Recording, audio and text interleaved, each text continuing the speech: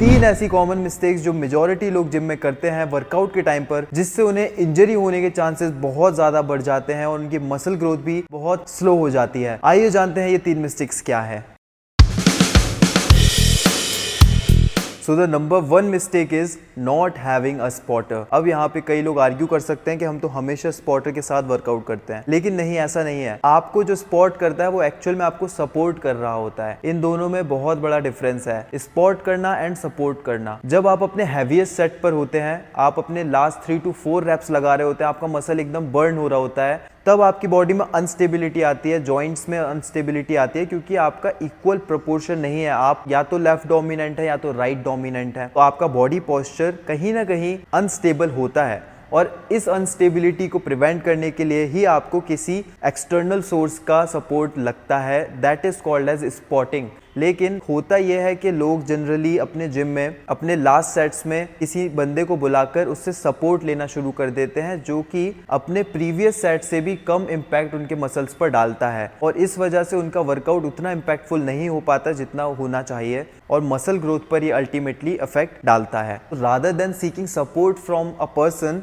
आप उससे स्पॉट करने के लिए बोलिए। आप बोलिए कि जब मैं अनस्टेबल हूँ या फिर वेट हवा में या फिर हाफ वे में रुक ही जाए बिल्कुल, तब हल्का सा पुश देकर उस रैप को कंप्लीट करने में मदद करवाइए। हाँ, कई ट्रेनिंग प्रोग्राम्स में ये भी होता है कि चीट रैप्स नाम की एक टर्म होती है, जिसमें आपको एक्सटर्नल सपोर्ट मिलता है, जिसकी वजह से आप एक्स्ट्रा 3 to 4 रैप्स लगा लेते हैं, और वो आपके अल्टीमेटली मसल ग्रोथ में हेल्प करता है। लेकिन ये आप ध्यान रखिए कि वो सपोर्ट बियॉन्ड योर लिमिट होता है। लाइक आपका मसल 12 रैप्स पे बर्न हो रहा है, तो आपको 16 रैप्स तक सपोर्ट लगना चाहिए, जबकि होता यह है कि हम लोग 8th रैप से ही सपोर्ट लेना शुरू कर देते हैं, और वो अल्टीमेटली हमारे रैप्स और हमारे मसल इम्पैक्ट को कम कर देता है। So always keep that in mind to have a spotter, not a supporter.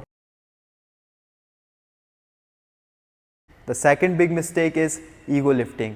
अब इस टॉपिक पे मुझे बात करने की तो ज़रूरत नहीं है, बट स्टिल मैं अवेयर करना चाहूँगा कुछ लोगों को जो अभी जिम में आए हैं या फिर प्रोफेशनल एथलीट्स को देखकर इंस्पायर होते हैं। तो उनको मैं ये बताना चाहूँगा कि ego lifting is actually bad, but power lifting या फिर heavy lifting is not bad at all, क्योंकि वो एक स्ट्रेटेजिक ट्रेनिंग मेथड है। आप उसमें हैवी लिफ्ट करते हैं, आप 4 to 6 रेप्स लगाते हैं, उसमें बहुत ही ज्यादा वेट रहता है। बट गलती कहाँ होती है? गलती तब होती है जब आपको अपनी लिमिट पता होती है, but still you ignore it, और अपनी लिमिट से ज्यादा वेट को आप उठाने का ट्राई करते हैं with wrong technique, with wrong posture, और इससे आपको इंजर्ड होने के सबसे ज्यादा चांसेस होते हैं जिम में। सो पावर लिफ्टिंग करने का सही तरीका है, आप अपने पीआर में 10 kg या मैक्सिमम 15 kg अपने हर वर्कआउट में ऐड कर सकते हैं, और नंबर ऑफ रैप्स जब तक आपके 4 to 6 अटेन ना हो, वो आपके टारगेट पर या गोल पर भी डिपेंड कर सकता है, बट ऑन एन एवरेज जब आप 4 रैप्स एक्सीड करते हैं, तब जाके आपको वेट बढ़ाना चाहिए पावर लिफ्टिंग में। ये एक स्ट्रेटेजिक फॉर्मूला है,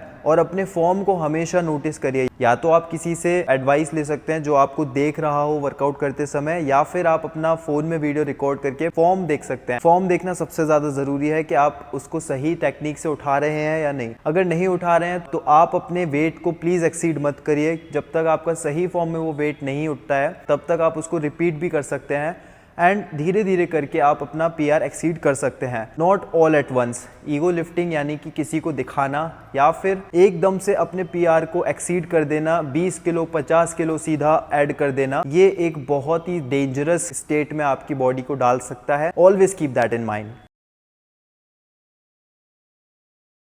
third big mistake is not doing dynamic stretching after the workout. अपने हर वर्कआउट के बाद डायनामिक स्ट्रेचिंग एक मस्ट टू डू थिंग है। डायनामिक स्ट्रेचिंग एक सिस्टमैटिक स्ट्रेचिंग टेक्निक है, जो कि डिजाइन की गई है आपके बॉडी में प्रॉपर ब्लड फ्लो को बढ़ाने के लिए। आपके मसल्स बहुत ही ज्यादा कॉन्ट्रैक्ट होने की वजह से पंप हो जाते हैं, और उसमें ब्लड का सर्कुलेशन बहुत ही ज्यादा मिनिमाइज हो जाता है, क्योंकि वो पंप इतना ज्यादा होता है। तो उन मसल्स को रिलैक्स करके आप अपना ब्लड सर्कुलेशन बढ़ा सकते हैं, एंड अल्टीमेटली आपकी बॉडी में ऑक्सीजन का फ्लो बढ़ जाता है, जिसकी वजह से आपकी मसल रिकवरी पोस्ट वर्कआउट बहुत ही ज़्यादा अच्छी होती है। ऐसा नहीं है कि आप इस चीज़ को नहीं करेंगे तो आपका मसल लॉस होगा, बट गेन स्लो होगा। तो अगर आपको प्रॉपर गेन्स चाहिए एंड अपने वर्कआउट को जस्टिस देना है तो डायनेमिक स्ट्रेचिंग को प्लीज इग्नोर मत कीजिए। 5 मिनट की डायनेमिक स्ट्रेचिंग भी बहुत ही ज्यादा अच्छे रिजल्ट्स आपको दे सकती है, और इन प्रिकॉशंस को माइंड में रखते हुए आपका वर्कआउट डेफिनेटली बहुत ही ज्यादा इंप्रूव हो सकता है। If you find these details helpful, please subscribe to Freaks Planet. ऐसे और कंटेंट आते रहेंगे इन नियर फ्यूचर, और जो भी आपको अपनी क्वेरीज हो या फिर किसी स्पेसिफिक टॉपिक पे आपको वीडियो चाहिए हो, you can comment down below, and मिलते हैं आपसे नेक्स्ट वीडियो में। Until then keep hustling, keep smiling.